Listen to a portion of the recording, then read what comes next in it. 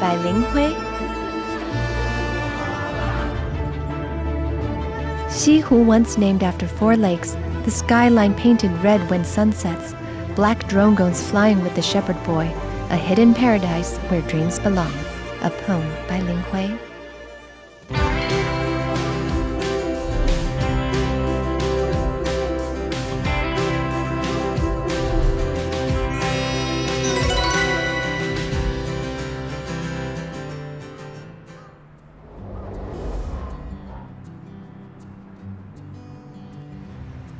Wow, this Mazu statue looks truly majestic.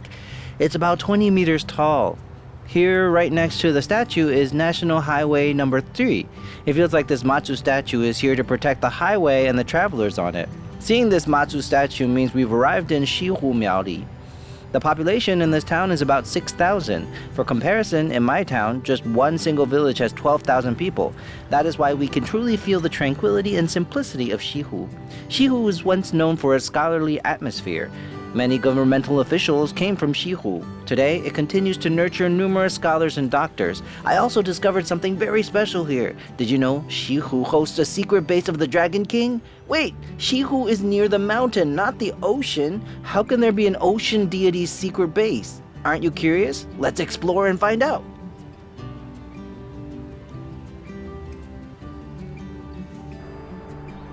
Xihu Township is in Miaoli County. In the Japanese colonial period, this place was called 4 Lake. After the Japanese left, the name remained. However, there was also a 4 Lake in Yunling. To avoid confusion, in 1954, this one in Miaoli was renamed Xihu. In Xihu, you can enjoy rural scenery. You can also find old buildings of Japanese and Hakka style. You'll feel a rustic charm in these traditional structures. What draws even more attention is the Mazu stone statue, which was completed in 1999. Standing 21.66 meters tall, it was once the tallest Mazu statue in the world. It has become the most prominent landmark of Xihu. Why would Xihu, being far from the sea, worship this sea goddess? Let's check it out at our first stop, Wulong Temple, the local religious center. We're now at Wulong Temple. As soon as you step in, you feel the solemnity. The decorations of the temple look traditional and antique. They help slow down your body and mind. Wulong Temple reminds me of the temples in Thailand where many devotees, grandpas, grandmas, uncles, and aunties would go for praying. Wulong Temple is an important religious center for the local people. From far away, I noticed something interesting. The offering table here is filled with pomelos. This is interesting. What fascinates me is that some of the pomelos have drawings on them. Hi, how are you? Hey, may I ask, why do these pomelos have drawings on them? Were they drawn by children? Yes, some of them were. Xihu is famous for pomelos. We produce pomelos. These pomelos are the offerings from the local people. Local pomelo farmers bring their produce here as an offering. Oh, then why do these pomelos have drawings on them? When children come here, they'd like to draw something to present to Mazu, so they draw things they like, minions, for instance. It's their way of expressing devotion. I see. I also found an interesting fruit, a big, thick-skinned fruit. Is this a lemon? It looks like a giant lemon. This is not a lemon. It's a sour orange. In Hakka, we call it songgama. In Minnan dialect, it's sunggama. The pulp is sour, but if you dip it in soy sauce, it becomes sweet. That's amazing. You all should try the sour orange. They are currently in season. We harvest fruits of the highest quality and offer them to Mazu. I understand that Mazu is a sea goddess, but Xihu isn't even near the sea. Why would people worship Mazu here? You'll have to learn about the history of this place. Let me show you, and then you will understand. Okay.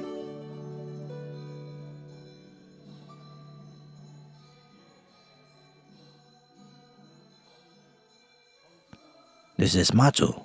It feels so sacred and solemn. There is a deep historical connection. One of the highlights here is the altar table made in 1880. You can take a look. Yeah? 1880, so it's about 150 years old. Correct. It's rare to see an altar table like this. This table is similar to the desks used by officials in the past, which is rare.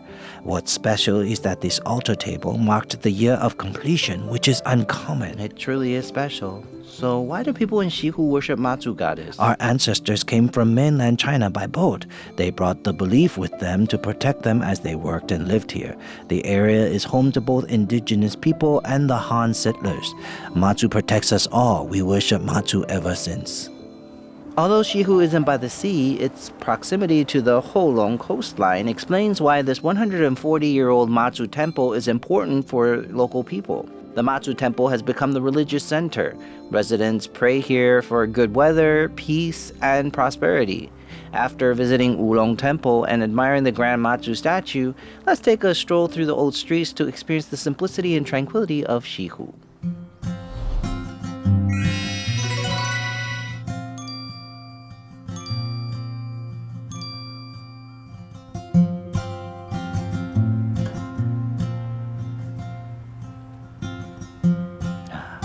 Walking through the old street of Xihu, I feel nothing but the peaceful and simple vibe. That's right. Even though it seems quiet here now, in fact, in the early days, Xihu Old Street used to be a bustling place known as Dianzaijie. Xihu situates between the mountains and the seas, so it used to be a major trading hub. So people gather here for trade. Yes, that's why there used to be many shops here, including photo studios, bridal shop, and even a theater. Wow, a theater? Can you imagine? That's amazing. Right. I noticed that there are different patterns on the floor. We made these patterns to preserve our memories. These are ceramic plaques depicting old shop signs. These plaques were created by the locals to remember our past and where we came from. I see. And local people made these patterns by themselves. Some people created the plaques with the instruments they used to do business with. So these plaques are quite meaningful. Also, please take a look at our grocery stores. This is our version of supermarkets. You can find anything you need here. Yeah, it's only been 4 years since we got our first convenience store here. That's quite recent. Yes, it is. So this area truly maintains its traditions. Yes, traditional charm here is well preserved. That's how we are able to preserve one of the most unique shops here. It is a century-old blacksmith shop. A blacksmith shop? Yes, the shop has been passed down for 5 generations. Where is it? I'm curious. Let me show you around. Yes, please. A century-old blacksmith shop. Hello. Hello. Welcome. The shop owner is really busy. He is, because it's post-harvest season, so farmers bring their equipment and farming tools for maintenance and sharpening. Sharpening them to make them more efficient, right? I see a lot of different iron tools displayed here. We mentioned that Xihu is situated between the mountains and the seas, and it used to be a trading hub. Indigenous people also came here for trade. They brought items such as animal hides, meat, and special products from the mountains. They carried those items and came here for trade for this, and trade for knives like this. So they didn't trade with money, but in exchange of items? It's really special. Yeah, you can take it down. So this is what the indigenous people used when they went hunting? You can give it a try. Pull harder. Seems like I won't make a good hunter. That's true. Animals would have escaped by the time I pull it out. This is quite heavy and huge. Oh, so rare, so special. Would you like to try forging iron? Can I? Of course. Let me try. What's the usual temperature for this? About 1,000 degrees Celsius. Strike here. Don't touch the front, Okay. or you'll burn. Okay. Like Hold this? it here. Yes, hammer it. All right. Hammer it into the shape you like. Any shape I like? Okay, cool. When I hammer, I shape it by chipping out the edges, correct? Exactly. For instance, if it's a blade or a clip, you hammer it to make one side flat, just like that. The temperature drops as I work. So you repeat the process. Heat it, hammer it, and repeat. Does it look good? Should I put it back and heat it? Yes, please. This isn't lightweighted at all. That's right. How long have you been a blacksmith?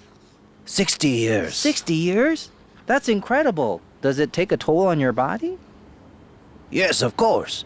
I've developed occupational injuries. Ah. My hands get overworked and weak. I can't hold heavy items, and my eyes, when I look at the flames for a long time, my eyesight is strained. And my ears, I experience tinnitus. These are the occupational injuries. There's also the risk of sparks burning your hands, isn't it? Yes, indeed. Despite these challenges, why do you continue working as a blacksmith?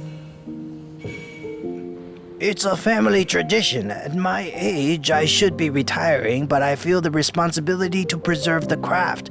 Plus, there are still customers who appreciate and need traditional iron tools. That's why I keep working as a blacksmith. It's about passing on the culture and tradition. Remarkable. Today, I tried hammering iron for a few moments, which was fun. But for the blacksmith, who's been doing it for 60 years, it's a lifetime of hard work. Despite the physical toll and discomfort in his hands, ears, and eyes, he continues his craft, carrying on a legacy passed down through 5 generations. This dedication to cultural preservation is truly inspiring. To help visitors understand more about the art of blacksmithing and the rich history of this century-old shop, they've also provided DIY metalworking activities for visitors. What are you working on? I'm making a keychain. Oh, a keychain. Isn't it beautiful? I noticed that it features the image of the Mazu stone statue. Yes, we laser engrave the keychain. We use this technique to laser engrave the Mazu statue onto the keychain, and we named the keychain Jifu, which means collecting blessings in Chinese. It symbolizes the gathering of blessings for people who own the keychain. The keychain represents the integration of Mazu culture and our technique. We report to Mazu about our goal and intention. Why did you come up with activities like this? We came up with these ideas mainly because we wanted to preserve the blacksmithing craft and pass it down. Learning blacksmithing skills is not easy, so if we want to pass it down, we need to create a simpler way for people to connect and experience it. That's why we chose metalworking, which isn't too difficult. Visitors can experience the beauty and charm of metalworking and blacksmithing. Standing in this quaint blacksmith shop, hammering the iron, I felt a connection to its century-old history. I even got to take home a DIY souvenir blessed by Mazu. This truly is a unique experience. After exploring the old street, I've heard there's a local culinary delight waiting for me.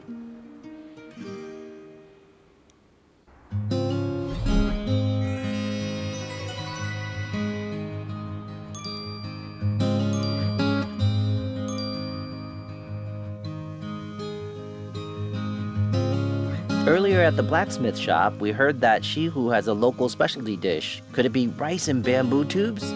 That's right! We have rice and bamboo tubes in Thailand as well. Ours usually contains sticky rice with black beans, red beans, and coconut milk, making it sweeter.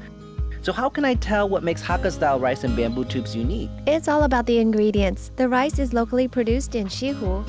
Then another important ingredient, which is the soul of the recipe, the preserved mustard greens. In the early days... Oh, I see. I knew all the other ingredients. I was just about to ask what these two are. Think of it as a variation of the Hakka-style braised pork with a different form. Just listening to you talk about it is making me hungry. I can't wait. Please teach me how to make it. All right. First, we mix the preserved mustard greens into the rice. Why? Because in this way, the rice will absorb the aroma of the preserved mustard greens as it cooks. Oh, mix them together first? Yep, you can decide which ingredients to put in and how to layer them. Did people plant lots of bamboos here in Xihu? Mm-hmm.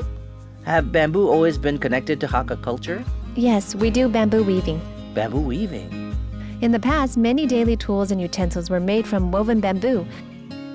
Many people planted bamboo along the edge of the fields to serve as windbreaks.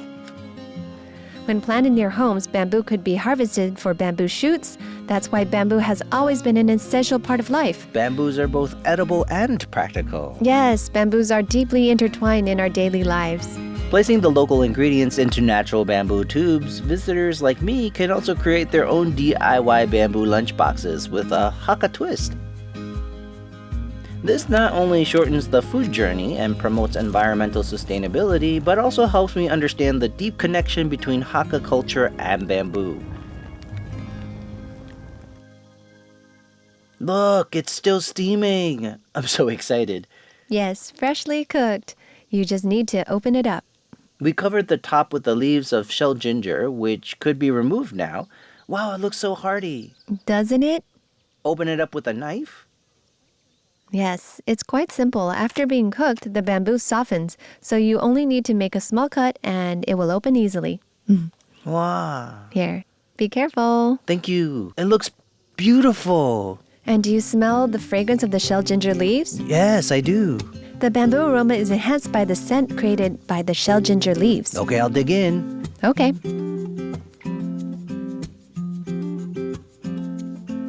The rice is so tender. Yeah. I can taste the sweetness of the cabbage, carrots, and corn, along with the savory flavors of the meat and preserved mustard greens. The seasoning is perfect. Everything blends so well. This is different from the sweet version I'm used to, but it's equally amazing. Even though Xihu is a small place, in fact, Xihu has a rich cultural heritage. I know. There are so many successful scholars from here. That's right. Well, let's finish up and head out to explore the reasons behind this cultural richness. Sounds good. This dish is truly delicious. After savoring Xihu's most authentic Hakka-style rice and bamboo tube, a scholarly journey through the countryside awaits me.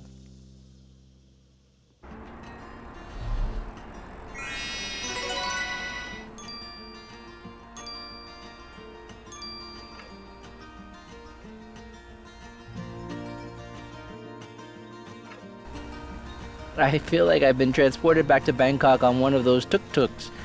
And look at this beautiful scenery and endless stretch of rice paddies. Where are we now? This is Xihu village in Xihu township.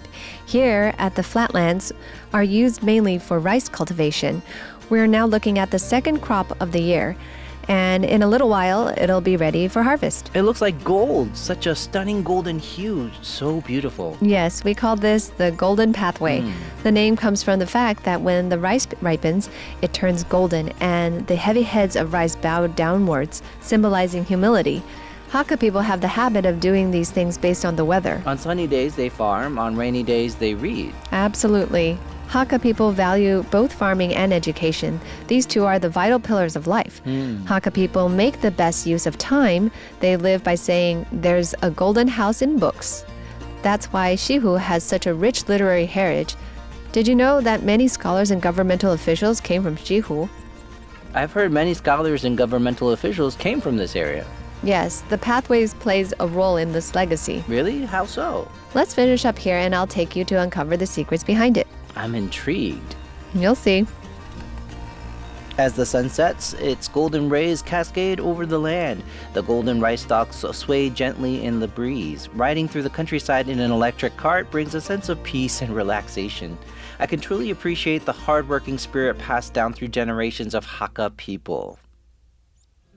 Following the golden pathway, we arrive at a temple called Xuanwang Temple. It's said that the secret to Xihu's rich literary tradition is hidden here.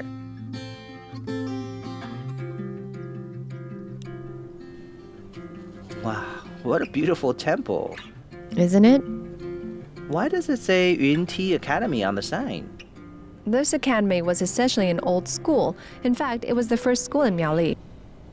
You're saying Miaoli's first school was here in Xihu? That's right. Why was the first school built here? It has to do with the Liu family. Liu Enquan arrived here during the Qianlong era of the Qing dynasty to develop this area. Although he was uneducated himself, he believed that education was the key to transforming his family's future and becoming successful. So he generously donated land to establish this academy, which later became the first temple in Miaoli to honor Confucius. He was truly remarkable to have made such contributions to promoting education and local culture.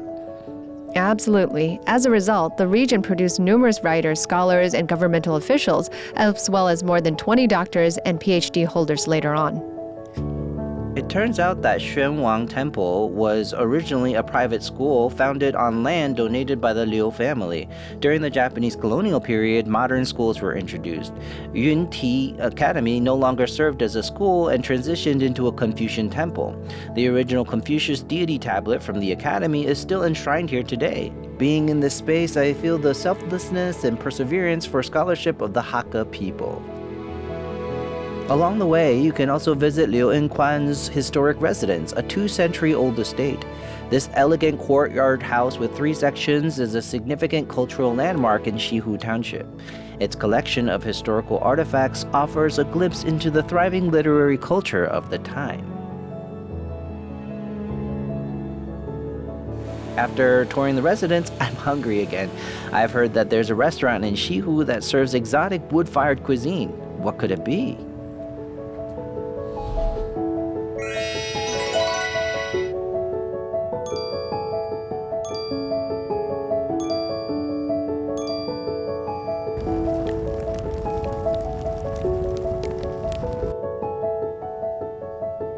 Hello? Hello. I just smelled something amazing from outside. This is the famous wood-fired restaurant in Xihu, right? That's correct. What are you making now? We're currently preparing our signature dish, wood-fired handmade pizza. Wood-fired handmade pizza? Sounds delicious. Hang on. Do we get a chance to try it today? Sure, but if you want to eat it, you have to make it yourself. Make it myself? Yes. All right, no problem. Let's do it. Great, okay. Now the first step is to use 4 fingers on each hand, 8 fingers in total, and gently press it. Press it flat. That's right. Okay, press it flat. I recall that the last time I made pizza, I used a rolling pin. Why don't you use a rolling pin? In traditional Italian pizza making, it's all done by hand, from kneading the dough to stretching it into shape. This ensures that the dough retains flavors, and we call it the flavor of life. Does mine look okay? It's good. Now we'll move on to the next step. We're going to stretch it. Think of it this way. It's just like swimming. It's simple. Swimming. Use your hands in a swimming motion. Swim evenly, swim beautifully, and make it round and consistently thick. Like that? Yes, and you'll have succeeded. The owner said it's like swimming, but I only know breaststroke. He demonstrated how to stretch the dough into a circle by hand. After pressing the dough and stretching it, the owner finally said it was done. I showed my work to the owner and compared it with his. Mine looked completely different. The owner explained that 3 ingredients are essential for Italian pizza: tomato, cheese, and basil. If it were me, I'd just go to the supermarket and buy ready-made pizzas, but the owner doesn't do that. Traditionally, Italian pizza uses tomato paste, which is made by condensing whole tomatoes into a rich, thick sauce. Here in Xihu, we have locally produced tomatoes. It takes a long time, about 6 hours, to remove the water in the tomatoes and boil them down into a paste. Here, we use locally grown tomatoes from Xihu to make an Italian-style paste. Besides the soul of the dish, the tomato sauce, other ingredients like basil and onions are also grown by local farmers in Xihu. By using local ingredients, this owner adds a unique Xihu flavor to this exotic dish. For Italian pizza, technique is important, but it isn't everything. The temperature of the wood fire oven is crucial.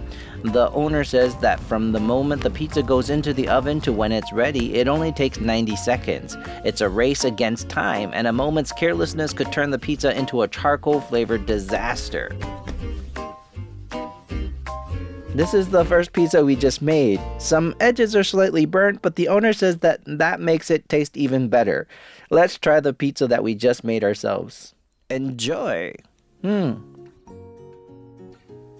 This tastes completely different from what I've had before. Those had a chewy texture. The crust is softer in the middle, and it's not overloaded with toppings, just simple tomato, basil, and cheese. That's right. It's so good. It's quite special. What's this other dish? This is Turkish bread. You see, it's part of our wood-fired menu. This is known as pide, shaped like a long boat. Taking the one you're eating, for example, it is curry-flavored, which I think captures the essence of Turkish cuisine. I think both Turkish cuisine and curry ones offer aromatic culinary experiences to diners. Will, did you notice that when you picked it up, it looks like the shape of a country? Yes, it looks a bit like Taiwan. Exactly. That's why I often tell diners that when they travel abroad, it's okay if you can't remember the word pide. You just call it Taiwan cake. Oh, so we can tell Turkish people this is Taiwan cake. Yes, so people around the world can learn more about Taiwan. This smells so good. The aroma of curry minced meat pairs perfectly with the bread. Yes, they go well with each other. What about the roasted chicken, and is this Indian flatbread? This is fun. Generally speaking, people from lots of places all eat flatbread. People from Turkey downward to the south and to the entire European continent do so. The flatbread is called a pita. After being baked in the oven at high temperatures, it puffs up to form a pocket shape. It is said that pita originated in Egypt. People ask me, how do we eat it? Let me show you. You can fill pita with roasted chicken. Is this your favorite way to eat pita? Put roasted chicken in it? Yes, with chicken, it's simple and satisfying. Also put in some potatoes. The potatoes are stewed in chicken broth. When we roast the chicken, grease drips down on the potatoes so they are soaked in all the flavors. The chicken is so tender and the pita has a nice chew, creating a wonderful balance of textures.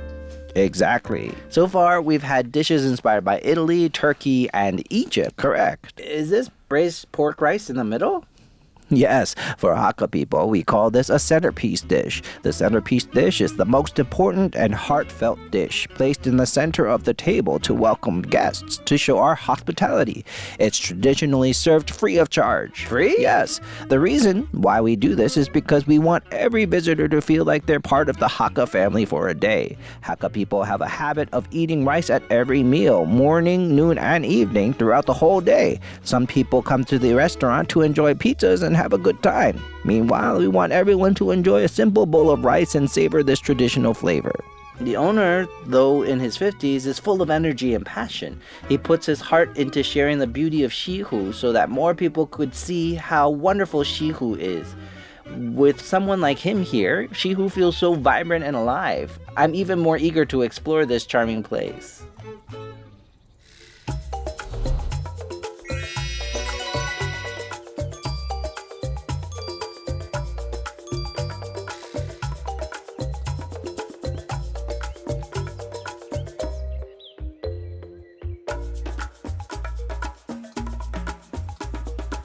All right. The hardest part is over. So where exactly is this place? This is Jingxi Village in Xihu Township. The small stream here is a small tributary to Longdong Creek. What's really special here is the coins of the Sea Dragon King. Coins of the Sea Dragon King? Yes. As we hiked, I noticed how pristine the environment is, with the sounds of insects and birds, even things from the sea. Lots of things for you to explore. Sunlight shines through the leaves. Walking through the valley of Sea Dragon King, with its lush greenery on both sides, one can't help but slow down to savor the unique natural beauty. The stunning environment not only soothes the soul, but also delights the eyes. So even if you don't find the coins of the Sea Dragon King, the experience itself is absolutely worthwhile.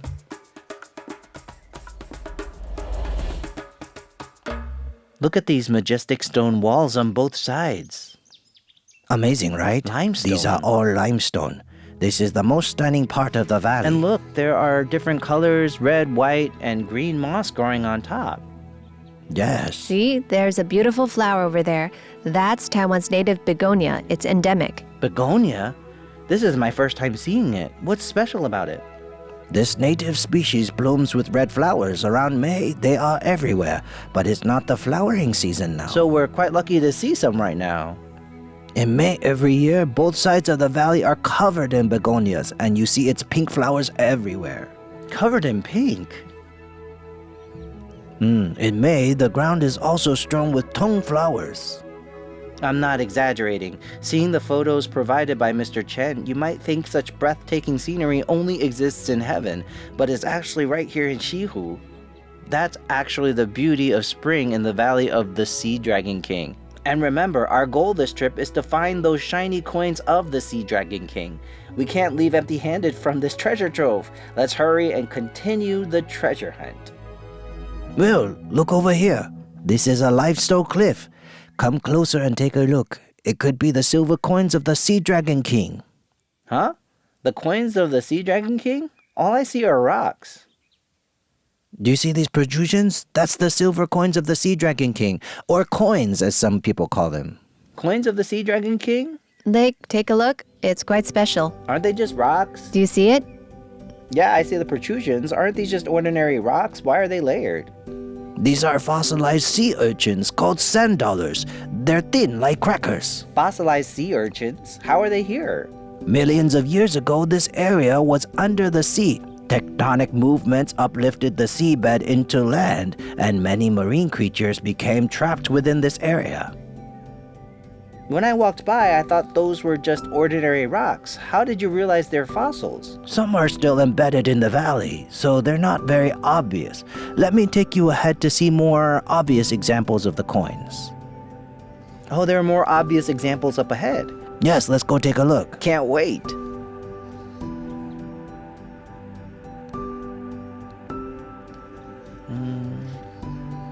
I think I found something white here. Could this be the treasure we're looking for? Yes, that's a sand dollar. Sea urchin fossil? Yes, What I noticed first was some white shells. that's right. Over here, there's something that looks like an oyster. See this? Wow, it really is an oyster. You have sharp eyes. It was partially buried in the dirt. Is this oyster the same kind as what we eat nowadays? Yeah. This is a fossilized oyster on the seabed from millions of years ago. Looks like an ordinary rock. Couldn't this have been left behind by a visitor having a barbecue? Definitely not. The entire riverbank and surrounding area are made of such sediment. Are you saying that the ground we're walking on could also be full of fossils? Exactly. The river's erosion exposes these sections, revealing fossils like oysters and shells. I've known oysters and shells, but I'm not familiar with sand dollars you mentioned earlier. Where is it? This one right here is sand dollar. I can't seem to identify Yes. it. Oh, this is a sand dollar. Looking closely, I see a flower-like pattern on it. It resembles the tong flowers in Miaoli. You're right. Can sand dollars still be found in Taiwan today? Not anymore. The current climate isn't suitable. They can only be found in the seas near Japan. Oh, these fossils must be incredibly valuable, Yes. right? It must have significant research value, doesn't it? Yes, every year, professors from NTU's Department of Geosciences bring students here for geological research. I truly believe that such precious treasures shouldn't be disturbed casually. Visitors shouldn't use tools to dig them out, right? Correct. We're not allowed to use tools. However, after heavy rains, you might be lucky if fossils are naturally washed into the riverbed, then you can find one and take it home. So, if we're lucky enough and find one naturally exposed, we might get to take a treasure home. Exactly. Everyone knows that Taiwan is also called Formosa, meaning the beautiful island. We have majestic mountains, stunning seas, and rich biodiversity. As I arrived at Xihu and ventured into this remote valley, I was utterly amazed. It felt like stepping into a dream. I couldn't help but wonder, this is truly amazing. Am I in a real world right now? How could there be remnants of the ocean deep in the mountains? What moved me the most was May and Mr. Chen. They're not employed by any company or organization. They're volunteers who dedicate their time and efforts. They have a simple goal: to make this place accessible to visitors around the world, to allow people to explore, appreciate, and share the beauty of this place. The marine fossils here are already astonishing, but they said there are even more extraordinary wonders to see. What could they be? I think I've seen something like this abroad. Could this be stalactites? Yes, it's said that stalactites grow only about 1 centimeter every few hundred years. 1 centimeter? So something this large must be tens of thousands of years old, right? Yes, correct. So each drop of water slowly shapes these formations over time. How incredible! But why is there stalactites in Xihu? It's because the water contains calcium carbonate, or what we call limestone, which allows these stalactites to develop. Looking at this awe-inspiring natural creation, I find myself utterly speechless. This magnificent site is hidden right here in Miaoli, tucked away in a corner of Xihu's mountains. What's even more remarkable is that this view has never been filmed on screen before. Mr. Chen explained that he truly felt the sincerity of our production team, which is why he agreed to share this view with us. So I want to take this opportunity to thank Mr. Chen for showing us Xihu's beautiful scenery. As for our next destination, it has another exclusive highlight of Xihu, known for citrus of the highest quality.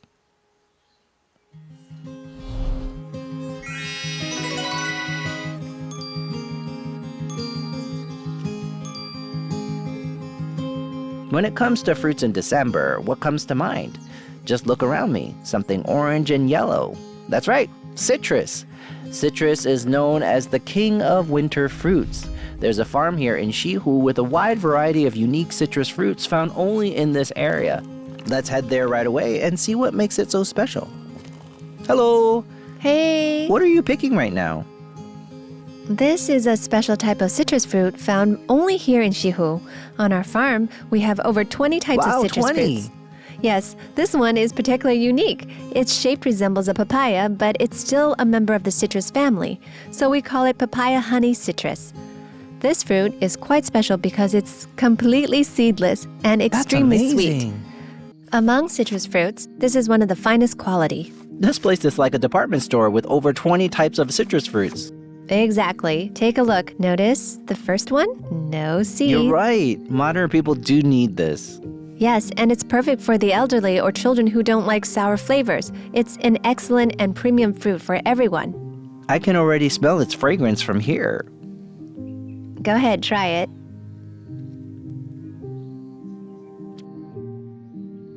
I've never tasted anything like this before. Right? Isn't it aromatic? Yes, and the texture reminds me of a mix between pomelo and orange. It's not sour at all, and the pulp bursts with juice. Exactly. From the Middle Autumn Festival to Lunar New Year's, which is in February, it's the peak season for harvesting citrus fruit. Starting with white pomelo and wendan pomelos, followed by a various citrus fruits, it's a non-stop harvest. Before coming here, when it comes to citrus fruits, I only knew kumquats and bonggan mandarins. I had no idea there were so many different types of citrus. What left the deepest impression on me was the papaya honey citrus. It's already sweet, but Miss Peng told me it wasn't fully ripe. It was only about 70% ripe. If left to ripen for another week or two, it'll become even sweeter. It was already so delicious, I can't imagine how much sweeter it could get. With over 20 types of citrus fruit here, whether you like something tart, sweet and sour, or purely sweet, there's something for everyone. Taiwan truly lives up to its reputation as the kingdom of fruits. You must come and try it.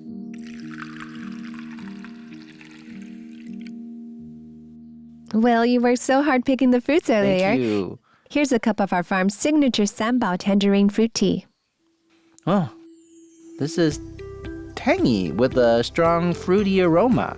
Exactly. This is our fruit tea, made from our farm's special Sanbao tangerine. It's sweet and tangy with a unique flavor, right? Do you like It's it? so good. I usually dislike sour flavors, but this tea strikes the perfect balance and the fruitiness really comes through. I'm glad you like it. I do. I already caught the aroma of this feast from far away. It smells amazing. Yes, let's dig in. I want to try this first. It looks like vermicelli as it looks transparent. This is also from our farm. White pomelo fruit of a 70-year-old tree. You mean this is white pomelo? Surprising, isn't it? It's nothing like what you'd expect. I thought it was vermicelli. How does it taste? It's so special. The dried fish has a salty and bitter taste while the pomelo adds sweetness. The flavors combine beautifully. Yes, there are multiple flavors in one dish. And this looks like braised pork belly. It comes with a little story. Take a look at it. It's indeed pork belly. The dish is cooked with kumquats from our farm. We put kumquats into this dish. The aroma is incredible. Was it roasted? I can smell a hint of caramel. That's right. We use some innovative techniques, caramelizing it slightly for that charred flavor. The kumquats help cut through the richness of the pork. My mom always cooked with love, and her cuisines are very creative. Even though these are simple home-cooked dishes, each one is extraordinary with her special touch. Every guest can't stop raving about it. The golden citrus fruits makes them not only the best fresh produce of winter, but also the perfect ingredient for Hakka cuisine. This combination creates unforgettable flavors, making them a must-try seasonal delicacy in Xihu's Hakka villages. But Xihu isn't just about the sweet and enticing citrus fruits or the golden waves of rice dancing in the breeze. I've heard there's another golden gem in Xihu, a place teeming with charm and guaranteed to surprise you.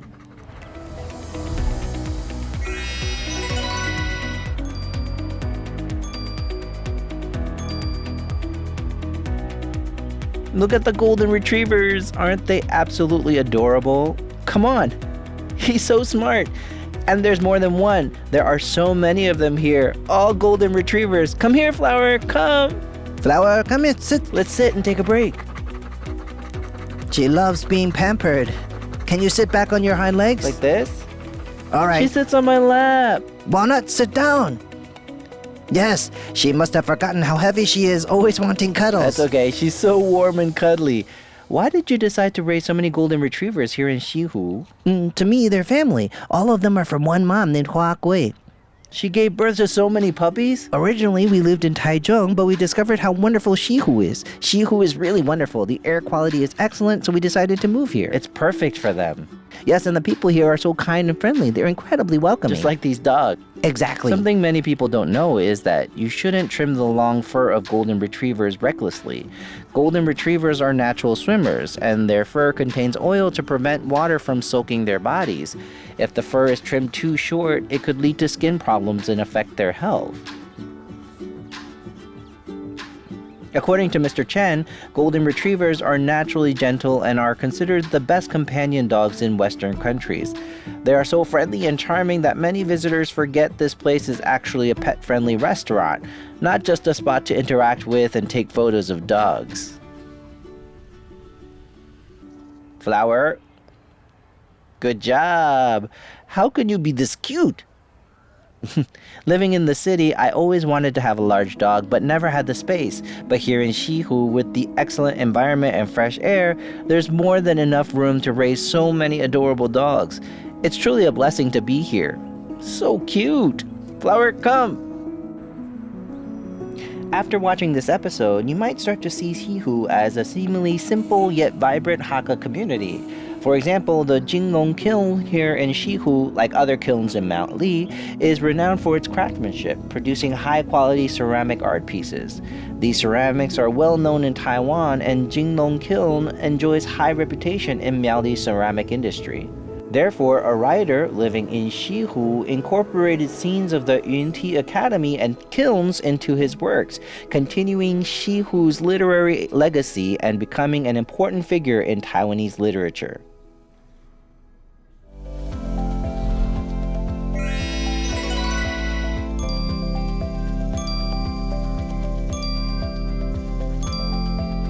Speaking of Xihu's rich cultural atmosphere, Xihu is home to many talented individuals, including scholars and governmental officials. A significant figure who greatly influenced Taiwanese literature is Chuo-liu. I've heard he has important literature works. I wonder who he is. Let's find out. Hello. Hello. On my way here, I saw many materials and photos of Chuo-liu. Are these his works? Yes, most of these are his early works. This one is The Orphan of Asia. This one is The Orphan of Asia. I've heard of it. What is the main theme of The Orphan of Asia? What is it about? It's a semi-autobiographical novel by Chuo-liu. It was originally written in Japanese. Chuo-liu was inspired to write it while teaching as he witnessed the inequality between Taiwanese and Japanese people at the time.